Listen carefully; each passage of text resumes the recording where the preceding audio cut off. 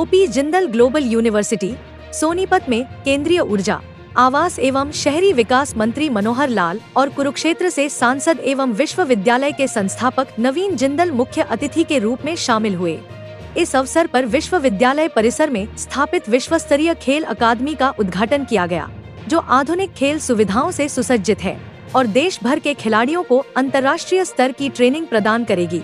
खेल अकादमी के उद्घाटन के दौरान मंत्री मनोहर लाल और सांसद नवीन जिंदल ने परिसर का निरीक्षण किया और विभिन्न खेल क्षेत्रों में जाकर खिलाड़ियों से संवाद भी किया। इस अत्याधुनिक अकादमी में world class running track, Olympic मानकों वाला swimming pool, shooting range, yoga एवं डांस हॉल, हाईटेक जिम, संकल्प area, fun zone, game section और फिजियोथेरेपी सेंटर जैसी सुविधाएं उपलब्ध कराई गई हैं। यह अकादमी न केवल हरियाणा बल्कि पूरे देश के प्रतिभाशाली खिलाड़ियों के लिए एक प्रमुख केंद्र के रूप में कार्य करेगी। इस पहल का उद्देश्य खेलों को बढ़ावा देना और भारतीय खिलाड़ियों को वैश्विक मंच पर प्रतिस्पर्धा के लिए तैयार करना है। मंत्री मनोहर लाल ने अपने संबोधन में कहा कि यह केवल एक खेल अकादमी का उद्घाटन नहीं है, बल्कि युवाओं के भविष्य में निवेश है। साथ ही संकट के समय एकजुट होकर मदद करना हमारी संस्कृति का हिस्सा है। मैं विश्वविद्यालय के इस प्रयास की सराहना करता हूँ।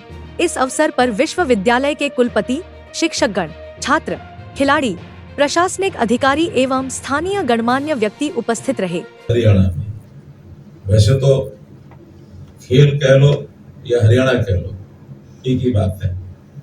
खेल कहेंगे तो हरियाणा याद आ जाता है, हरियाणा कहते तो खेल याद आता है। ये ठीक है कि विश्वव्यापी जितने खेल होते हैं उसमें भारतवर्ष का तो वो स्थान अभी नहीं बना है जो बनना चाहिए, जिसके ऊपर हम प्रयासरत हैं, आगे धीरे धीरे बढ़ रहे हैं। लेकिन जो देश का अचीवमेंट होता है, जो ट्रेनिंग होती है, उसमें हरियाणा नंबर 1 पर होता है। इसलिए इस जो यहाँ पर प्रेरित किया गया है खेल अकादमी, और वो भी वर्ल्ड क्लास खेल अकादमी, मैं सोच रहा था कि जब ओपी जिंदल यूनिवर्सिटी, जिसको ग्लोबल यूनिवर्सिटी कहते हैं, उसके अंदर अगर खेल अकादमी है तो इसमें पर वर्ल्ड क्लास लगाने की आवश्यकता नहीं थी। या जो काम होगा वो अपने आप में वर्ल्ड क्लास ही होगा। इस विश्वविद्यालय का नाम बहुत सुना है, बहुत मांग भी है, विस्तार करने की इच्छा नवीन जिंदल जी की भी है, राजकुमार जी की भी है। तो मैंने ठीक सुझाव दिया, मैंने कहा जिस प्रकार की चीज की अगर मांग ज्यादा होती है तो मांग जितनी है उसके हिसाब से सप्लाई भी होनी चाहिए, और अगर सप्लाई कम रही, मांग ज्यादा होगी तो महंगाई बढ़ जाएगी। तो इसलिए थोड़ा मांग को पूरा करने के लिए सप्लाई बढ़ा दें। एक आधे इंस्टीट्यूट ऐसा ही दक्षिण भारत में भी खोल सकते हैं, कहीं पश्चिम भारत में खोल सकते हैं, कहीं पूर्व भारत में खोल सकते हैं, वरना एक ही जगह पर इतना बड़ा विस्तार करेंगे तो सब लोग को यहाँ चल के आना पड़ेगा। अच्छा है कुआं प्यासे के पास चला जाए, प्यासा कुआं के पास क्यों हर बार आए। इसलिए सुझाव मेरा है, माने ना माने इनका अपनी मर्जी है। ये विश्वविद्यालय जो शिक्षा क्षेत्र में अपना नाम बनाए हुए है, 2012 में इसकी शुरुआत हुई। आज जो सारी जानकारी मुझे मिली तो पहला बैच 2014 से पास आउट होकर के गया। आज लगभग 15,000 ऐसे विद्यार्थी हैं, एलुमनाई जिनको कह सकते हैं, कि जो केवल भारत में बल्कि दुनिया के बहुत देशों में फैले हैं, गए हैं।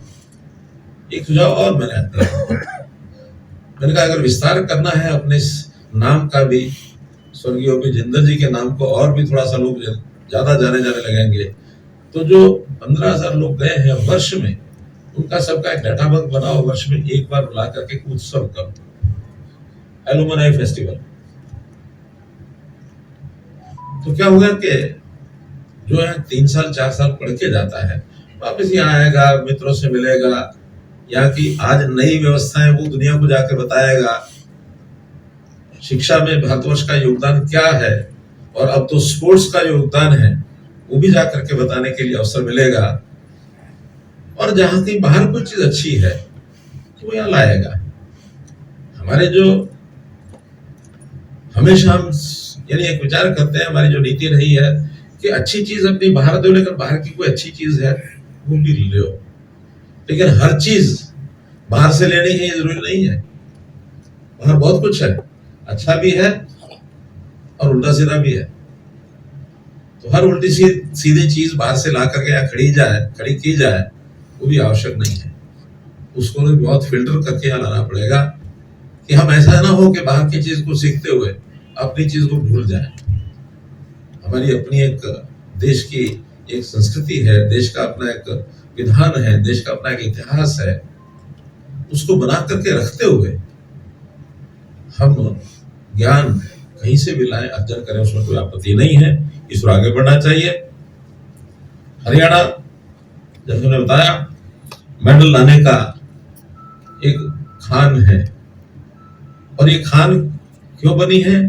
पहला तो हरियाणा के युवा युवती में, उसके ब्लड में, उसके खून में, मिट्टी में खेल की एक भावना है।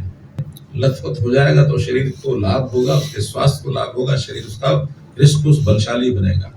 और हमारे गांव के लोग तो खास करके उनको प्रेरित करते हैं कि जाओ बच्चा खेल के आओ। अखाड़े में जब खेलते हैं, जो आप पहलवान होते हैं, उस पहलवान की खुराक के लिए उस परिवार को चिंता नहीं करनी होती जिस परिवार का वो खिलाड़ी होता है, बल्कि कौन चिंता करता है? पूरा गांव चिंता करता है। दूध पियो, घी खाओ, शरीर बनाओ और यहाँ गांव का नाम ऊंचा करने के लिए अच्छा खिलाड़ी मजबूत बन के जाओ। तो यहाँ समाज में भी खेल के प्रति एक प्रेम है। और मैं समझता हूँ कि पिछले 11 वर्ष से, चाहे हरियाणा हो चाहे पूरा देश हो, खेल की पॉलिसीज में बहुत बड़े परिवर्तन किए गए हैं। प्रधानमंत्री जी ने खेलों के प्रति इतना उत्साह दिखाया और जो खिलाड़ी हैं उनके साथ इतने संबंध बनाए। दुनिया में कहीं भी खिलाड़ी गया, उसको कैसे प्रोत्साहित करना है, इंफ्रास्ट्रक्चर को कैसे बढ़ाना है, नीतियां कैसी बनानी है, इसमें देश ने बहुत काम किया, हरियाणा ने भी बहुत काम किया। जैसा बताया गया, अभी 2014 में हमने नई खेल पॉलिसी बनाई थी और उसमें स्वाभाविक है कि खिलाड़ी को अपना भविष्य भी सुरक्षित लगना चाहिए, इस ओर भी ध्यान दिया जाता है। खिलाड़ी की एक आयु होती है, खेल खेलने की एक सीमा के बाद आखिर जीवन में वो क्या करेगा। तो उसके लिए हमने जो कैश अवार्ड दिया वो भारत की करेंसी में, अगर इसको कन्वर्ट भी करके विश्व के करेंसी के साथ अगर एक्सचेंज करना शुरू करें तो जो 6 करोड़ रुपए हमने लागू किया, दुनिया में सबसे बड़ा रिवार्ड ये ओलंपिक गेम में